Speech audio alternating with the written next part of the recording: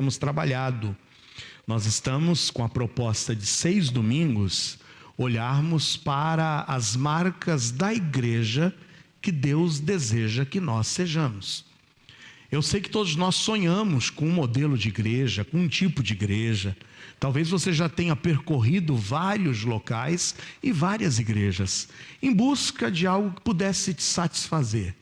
Mas antes de buscarmos a igreja dos nossos sonhos, a igreja que nós desejamos, nós devemos sim entregar essa demanda nas mãos de Deus e dizer: Senhor, me ajuda a encontrar uma igreja que seja a igreja que o Senhor deseja.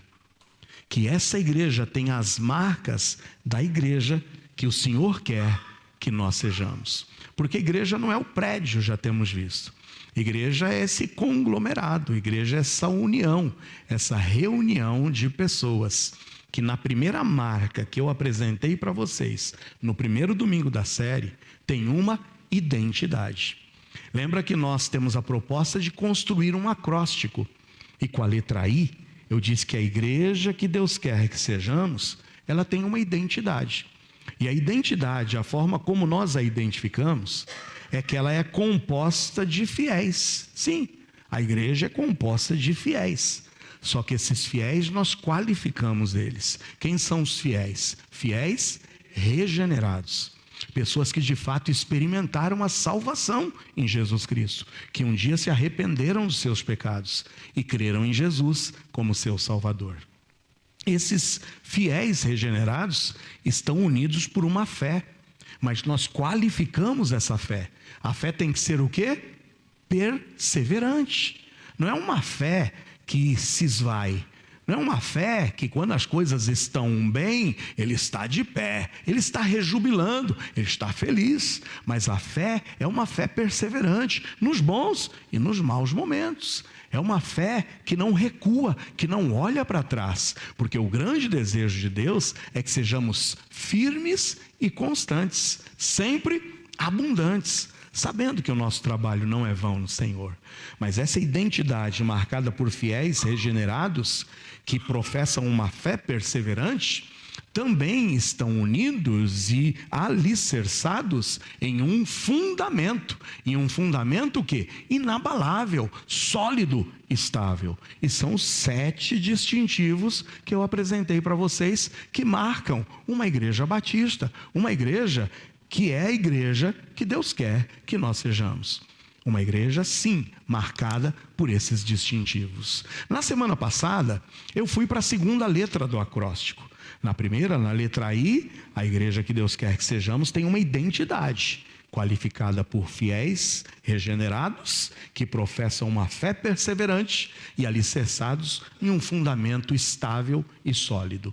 Mas semana passada, com a letra G, eu disse que a marca da igreja que Deus quer que sejamos é a marca da generosidade. Muito bem, a igreja que Deus quer que sejamos é uma igreja generosa, porque generosidade é fruto da graça.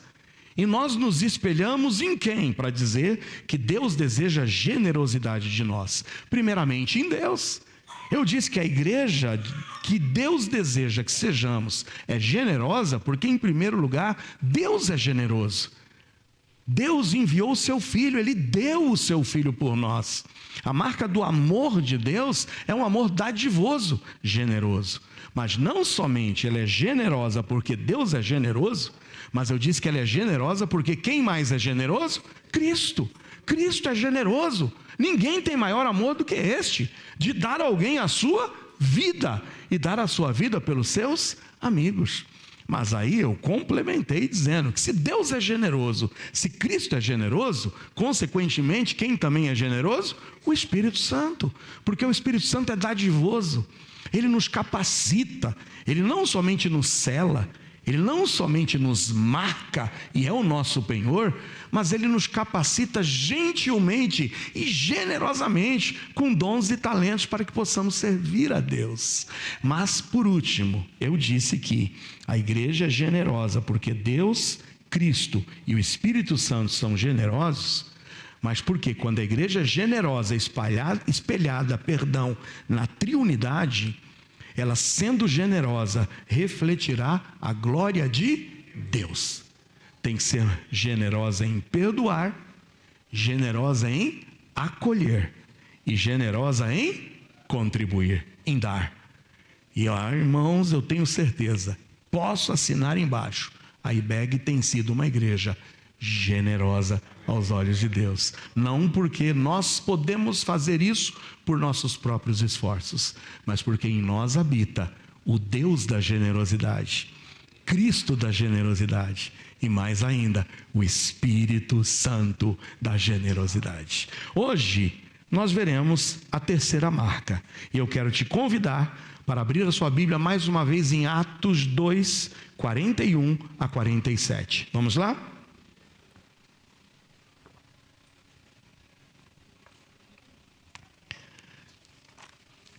Atos 2, 41 a 47.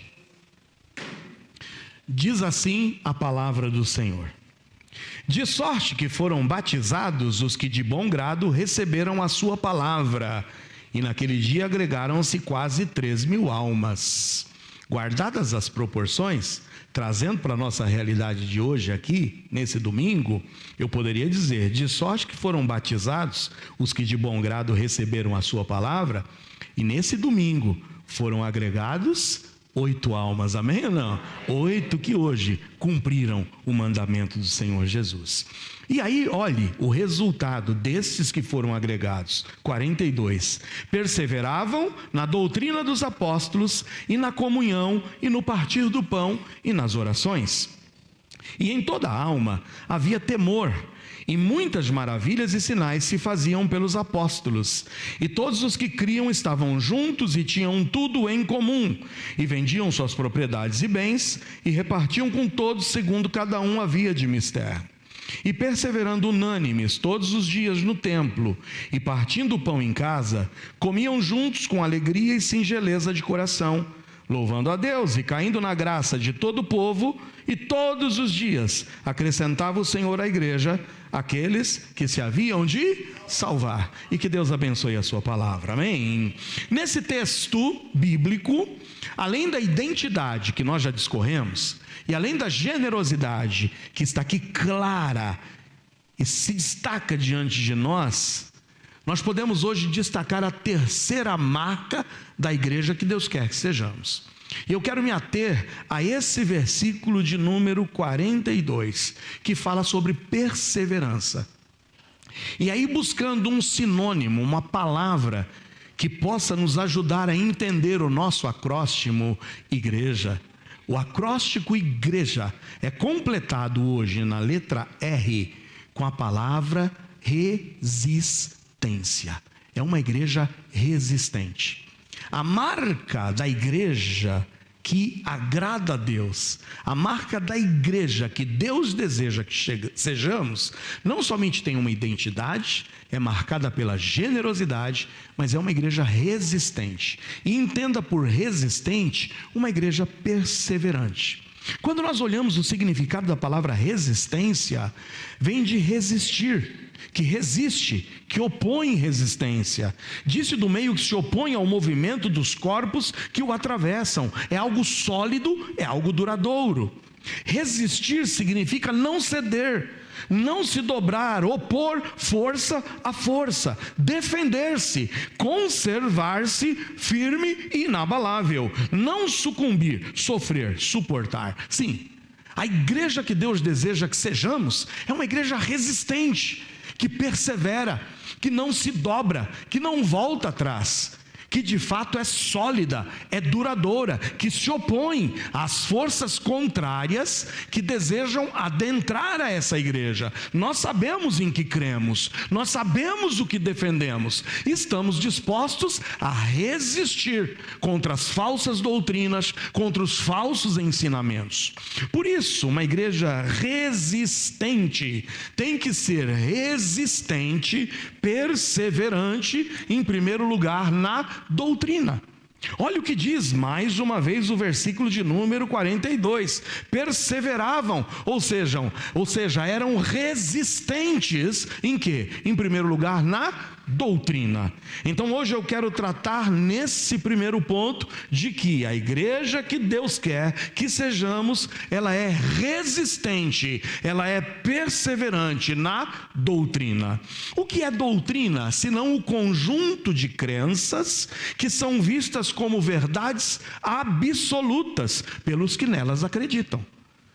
Então a doutrina é aquela crença absoluta, perseverante, que não muda e que nós continuaremos resistentemente defendendo. Não podemos nos esquecer que ensinar faz parte da nossa comissão. Hoje a nossa comissão, ou seja, a nossa missão, foi cumprida mais uma vez ao batizarmos esses irmãos. Mas quando Jesus Cristo escreve e fala lá, e as palavras de Jesus Cristo são retratadas por Mateus, lá no capítulo 28, nos versículos 19 e 20, diz: ide, fazei discípulos de todas as nações, batizando-os em nome do Pai, do Filho e do Espírito Santo. Mas não para por aí, diz: ensinando-os a guardar todas as coisas que eu vos tenho mandado. A igreja que Deus deseja que sejamos é uma igreja resistente na doutrina, perseverante na doutrina. Nós precisamos, como igreja, saber como defender aquilo que nós cremos. O que nós cremos acerca de Deus? O que nós cremos acerca de Cristo? Acerca do Espírito Santo? O que nós cremos acerca do homem, da sua natureza, da sua queda e da sua restauração através da salvação única e tão somente em Cristo? O que nós cremos sobre a salvação? Como obtê-la? Através dos nossos esforços ou através única e tão somente da graça em Jesus? Precisamos perseverar na doutrina. O que pensamos acerca da morte, do estado intermediário, da eternidade futura, das coisas que ainda ocorrerão e que virão. Precisamos ser uma igreja marcada pela resistência, pela perseverança nas doutrinas básicas do cristianismo. Não podemos recuar, não podemos ser seduzidos por qualquer vento de doutrina. Há uma frase que eu gostaria que vocês guardassem: todos esses pontos, todas essas doutrinas devem ser salientes, devem ser relevantes. E todas essas doutrinas que rapidamente eu lhes disse, têm nomes, mas o nome, a tecnicidade desses nomes, não importa. Não adianta você falar: não, eu sei o que é teologia, o que é teontologia, o que é pneumatologia, o que é cristologia, o que é bibliologia. Eu sei o que é escatologia, eu sei, conheço sobre tudo isso. A tecnicidade dos nomes não é o mais importante, mas é de fato sabermos defender o que nós cremos, e não simplesmente defender os nomes das doutrinas. Então esses pontos são inegociáveis, e eles determinarão de que lado estamos em nossa defesa de fé. E é nisso que a palavra de Deus diz que você e eu precisamos ser resistentes, perseverantes. Na primeira carta que Paulo escreveu a Timóteo, eu queria te acompanhar a ler comigo no capítulo 4, no versículo 1 e o versículo 16. Somente 2 versículos. Na primeira de Paulo a Timóteo 4, no versículo 1, Paulo diz o seguinte: mas o Espírito expressamente diz que nos últimos tempos apostatarão alguns da fé. Ou seja, virarão as costas para a fé, dando ouvidos a espíritos enganadores e a doutrinas de demônios. Nós não estamos aqui para dar ouvidos a doutrinas de demônios, mas para continuarmos resistentes e perseverantes com a sã doutrina, com a doutrina dessa palavra, amém ou não? Mas também diz no versículo 16, que nós devemos ter zelo, devemos ter cuidado. Tem cuidado de ti mesmo e da doutrina, e persevera nessas coisas, porque fazendo isto te salvarás, tanto a ti mesmo como aos que te ouvem. Muitos tomam uma decisão, sim. Quantos já não passaram por essa igreja? Quantos um dia já não se decidiram? Quantos já não disseram: eu creio nesse Jesus? Mas passou o tempo e o vento de doutrina os levou. Encontraram um outro lugar com uma mensagem mais macia, mais saudável, mais amorosa, mais acolhedora. e acham que essas mensagens são as mensagens que transformam. Não, não há salvação sem que o homem não seja confrontado com a sua natureza. Todos nós, amados irmãos, somos pecadores, e como pecadores carecemos da graça de Deus, e é só por Ele que nós podemos ser salvos. Em Gálatas 1,6 há um desafio de Paulo. Em Gálatas 1,6, escrevendo aos Gálatas, Paulo diz: maravilho-me, ou seja, eu estou espantado, eu não consigo acreditar, eu estou maravilhado de que tão depressa passasseis daquele que vos chamou a graça de Cristo para um outro evangelho. Quantos que se afastam da graça do evangelho e tentam construir a salvação por suas próprias forças? Tentam construir a salvação através do cumprimento de ritualismos, através daquilo que eu faço para tentar me justificar. Não é o que nós fazemos, mas é o que Ele fez na cruz do Calvário, amém ou não? É o que Ele fez, Ele nos resgatou, Ele nos salvou naquela cruz. A igreja que Deus quer que sejamos tem que ser resistente, perseverante na doutrina. Por isso que eu convido a todos vocês que se agregaram hoje, a que passaram por essa profissão pública de fé, a que estejam conosco, estudando constantemente essa palavra, para não serem enganados, para não serem levados. Temos a nossa escola bíblica dominical todos os domingos às 17h10, quando nós abrimos essa palavra e com liberdade a estudamos. Está aí agora o desafio para você: agreguem-se, cheguem, estudem, protejam-se, porque a igreja que Deus quer que sejamos é resistente, é perseverante, em primeiro lugar na doutrina. Em segundo lugar, a igreja que Deus quer que sejamos, ela é resistente, ela é perseverante na comunhão. É o que diz o versículo 42 de Atos 2. Perseveravam, primeiro, na doutrina dos apóstolos, e em segundo lugar, perseveravam na comunhão. Comunhão refere-se à união de corações, a união de corações operada pelo Espírito Santo. Essa unidade consolida-se nos discípulos, vivendo e cingindo a sua fé como um bem comum, concedido em Jesus Cristo, por Deus Pai. Várias vezes já lhes repeti esse versículo. O que diz em Salmo 133:1? Peraí, o que diz em Salmo 133:1? A uma só voz?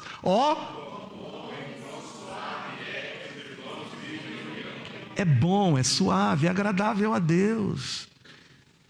Deus fica feliz quando vê o seu povo em união, em comunhão.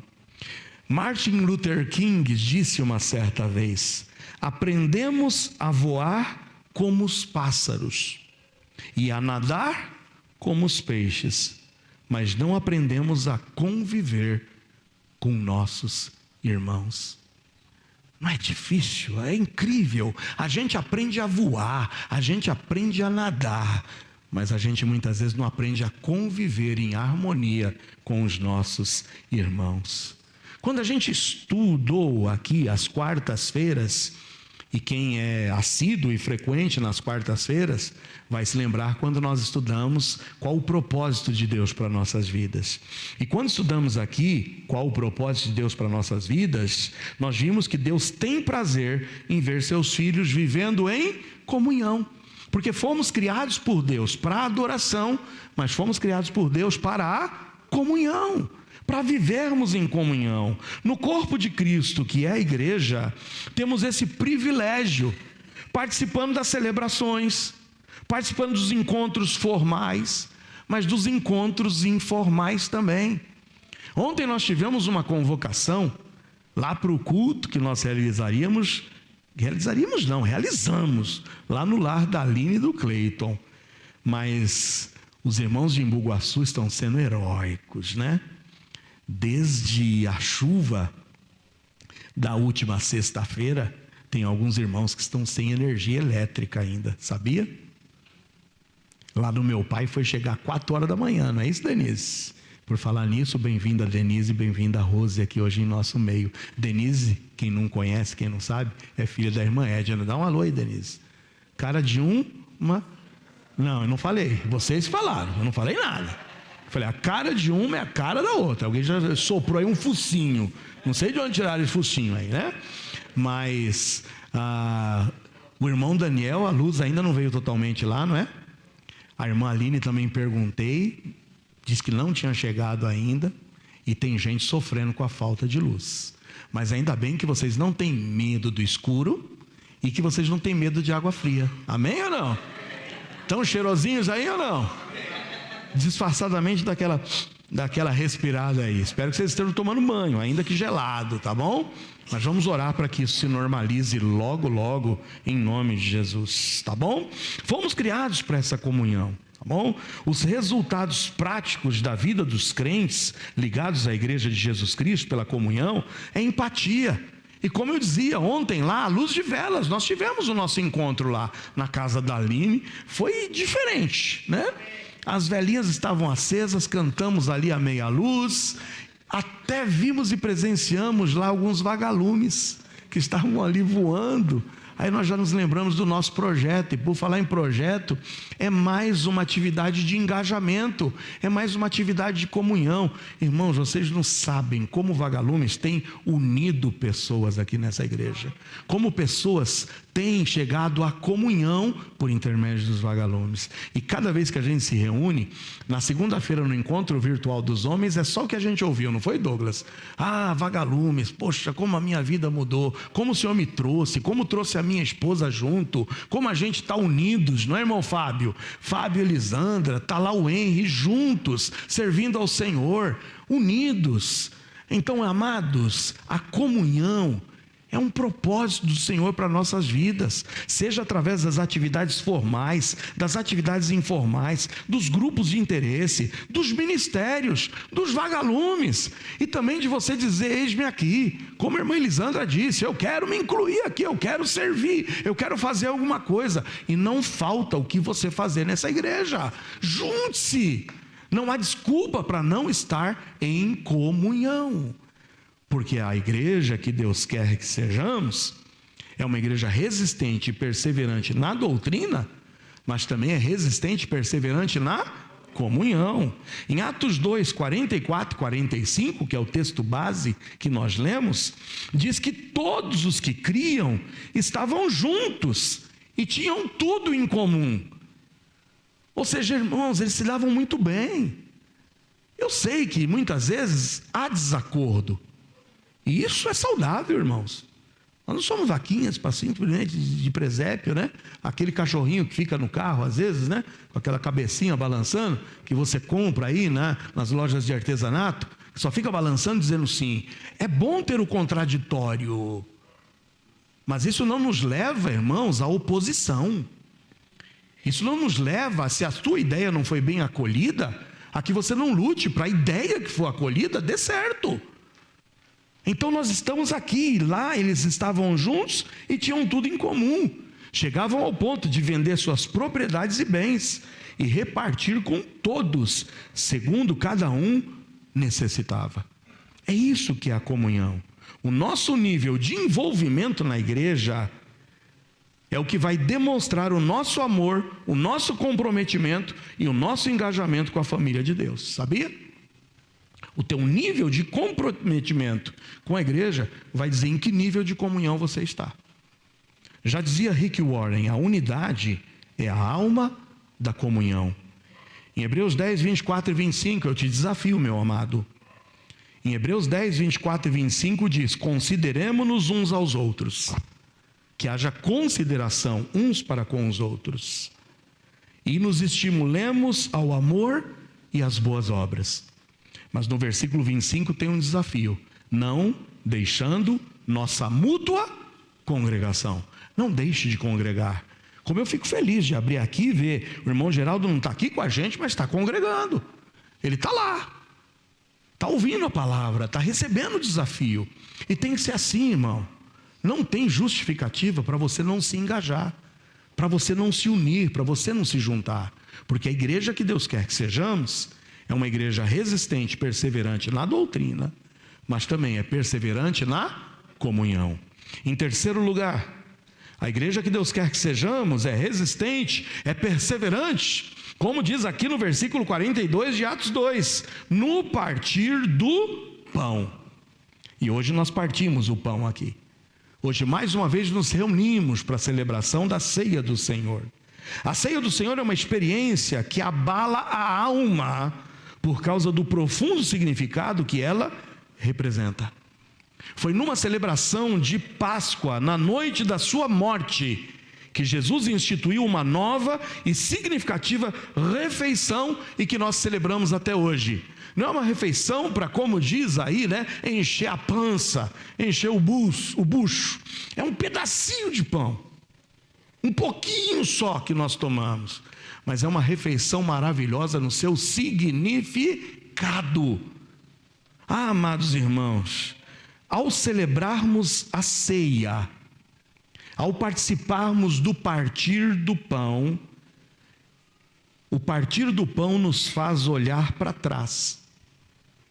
Nos faz olhar para trás, e olhando para trás, nós recordamos a morte e a ressurreição de Cristo.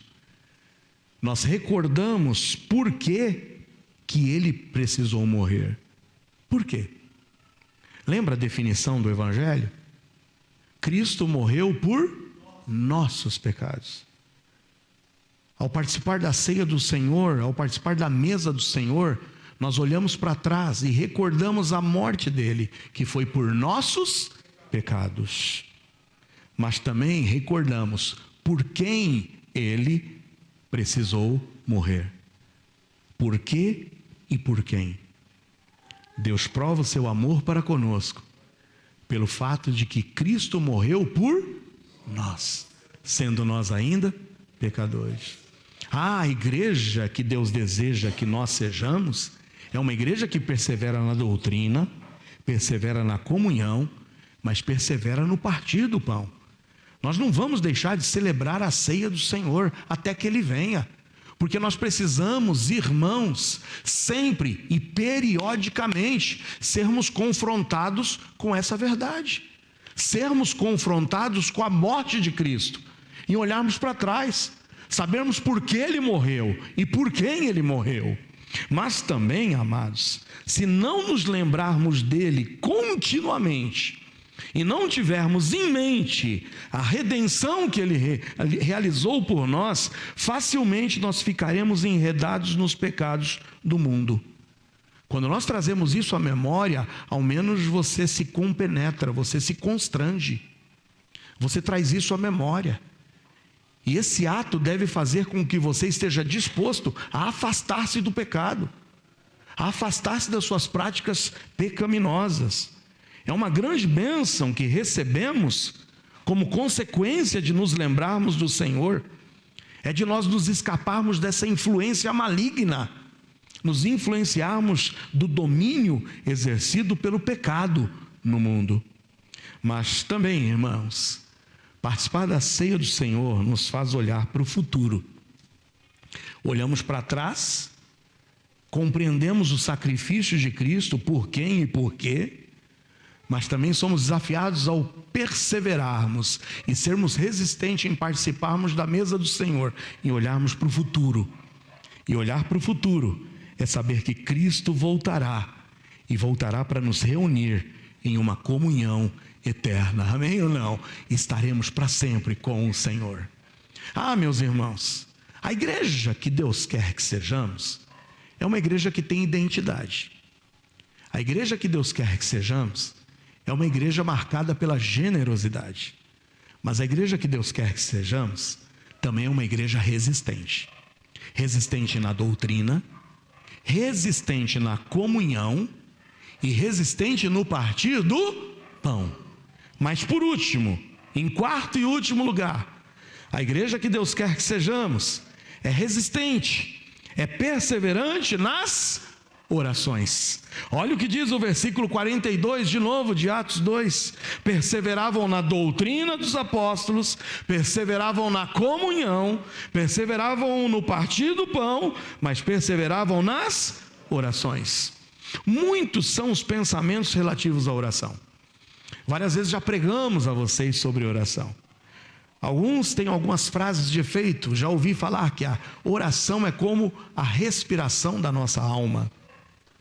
Já ouvimos que muita oração, muito poder. Pouca oração, consequentemente, pouco poder.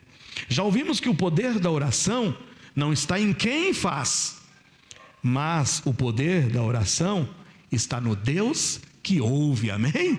Não está no poder de quem faz a oração. Não tem oração forte. Eu vou lá porque aquele bispo, aquele apóstolo, aquele pastor, aquela pastora, aquele sacerdote tem uma oração forte. O poder da oração não está em quem faz a oração, mas o poder da oração está no Deus que ouve a oração, amém?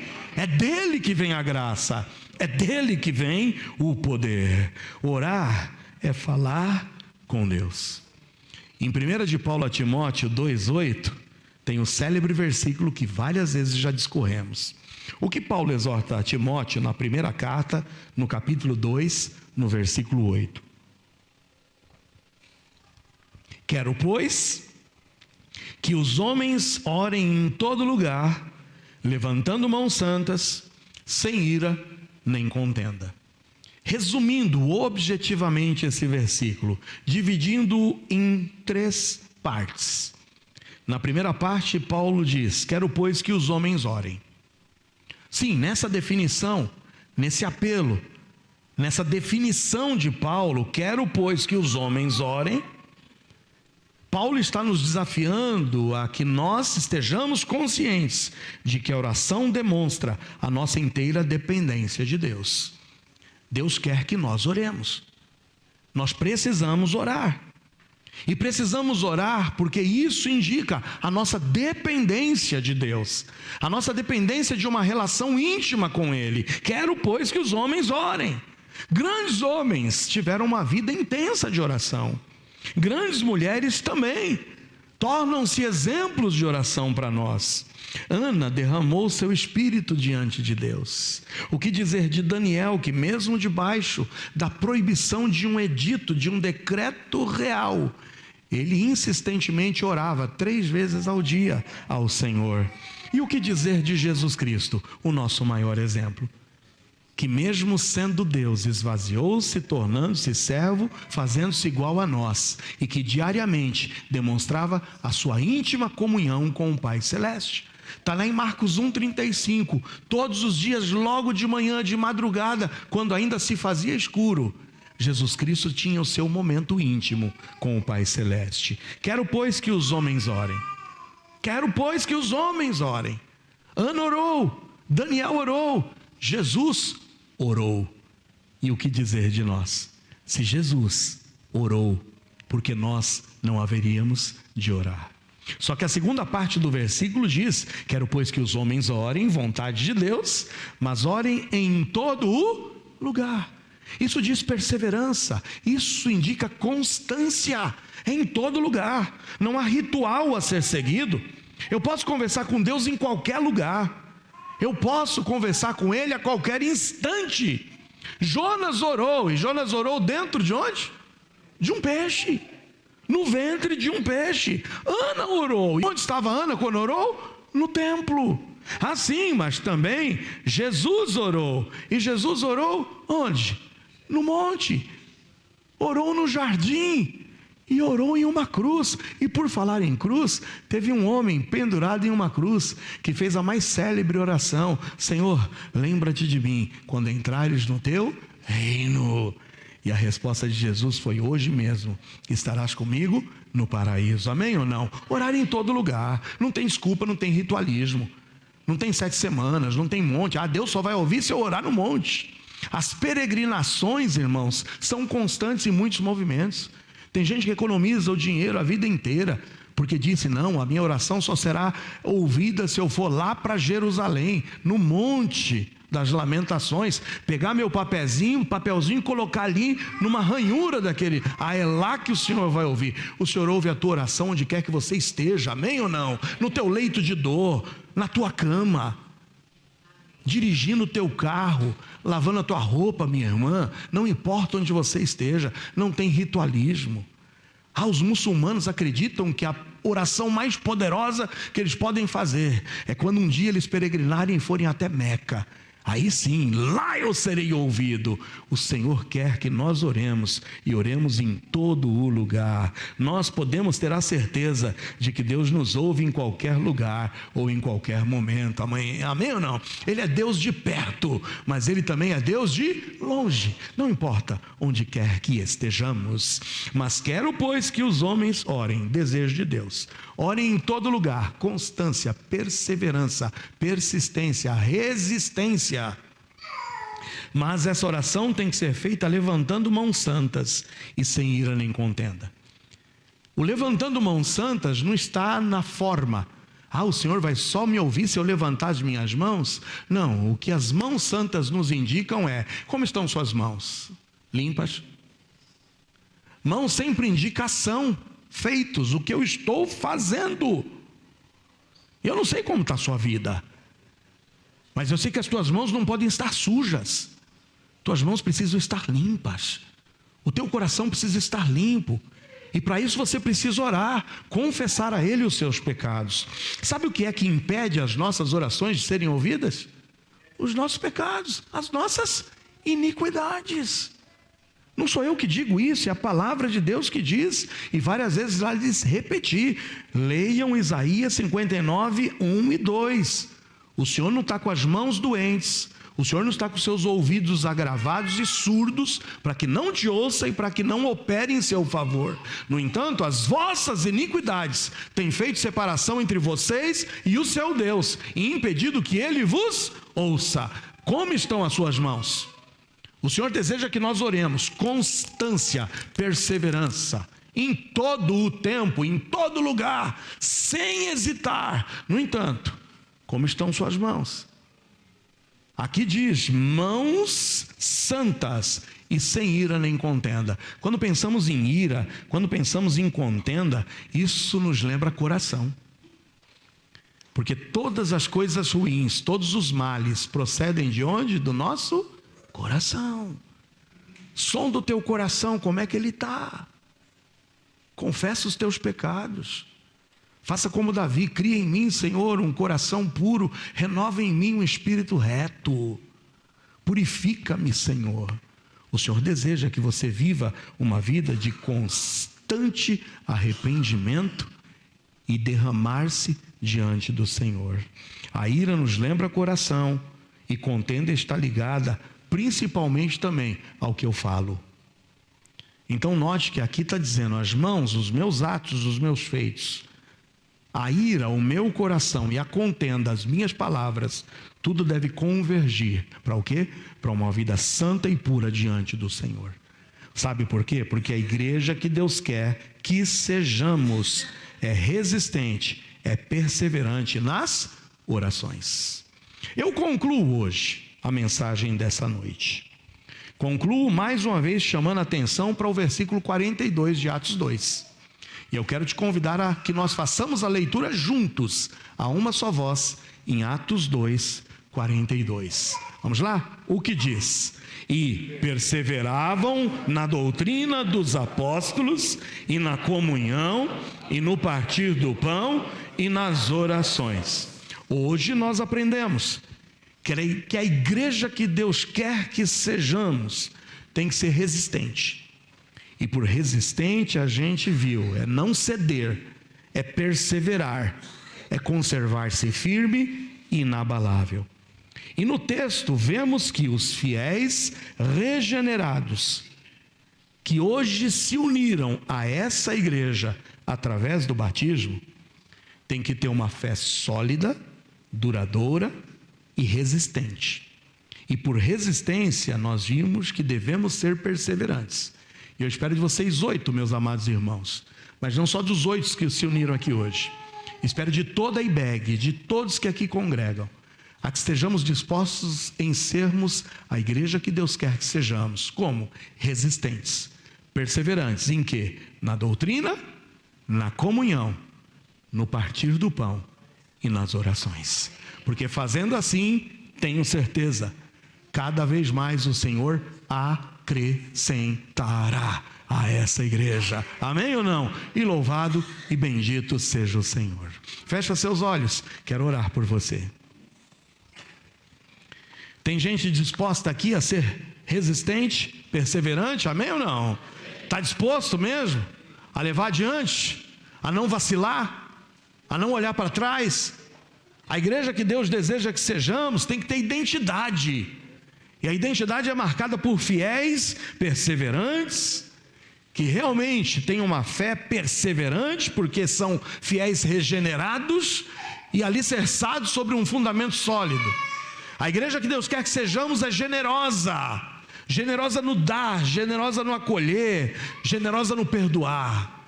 Mas hoje aprendemos que ela é perseverante, ou seja, resistente. Resistente na doutrina. Valorize mais o ensino da palavra dessa igreja. Participe mais de todos os encontros, sejam formais ou informais, para que você se aprofunde cada vez mais nessa doutrina. Mas não somente somos resistentes na doutrina, mas precisamos ser resistentes na comunhão. Ô meu amado, não deixe a sua mútua congregação. Seja mais participante, comungue mais, mas também temos que ser perseverantes no partir do pão. Não fuja dos dias de celebração da ceia. Não se omita do celebrar da ceia. O celebrar a ceia é olhar para trás, é olhar para quem éramos, é olhar para o sacrifício de Jesus, e estarmos dispostos em olhar para frente, em arrependermos dos nossos pecados, em consertarmos a nossa vida. E para isso, irmãos, temos que ser resistentes e perseverantes nas orações. Que você assuma esse compromisso hoje com Deus, que participar da IBEG, que vir para a IBEG para você seja um tempo verdadeiramente de refrigério, de resistência e de perseverança. Quero orar por você. Ó Pai, em nome de Jesus, estamos aqui diante de Ti para mais uma vez nos colocarmos em Tuas mãos. Temos um desejo e um propósito firme em nossos corações, de sermos e fazermos parte da igreja que o Senhor quer que sejamos.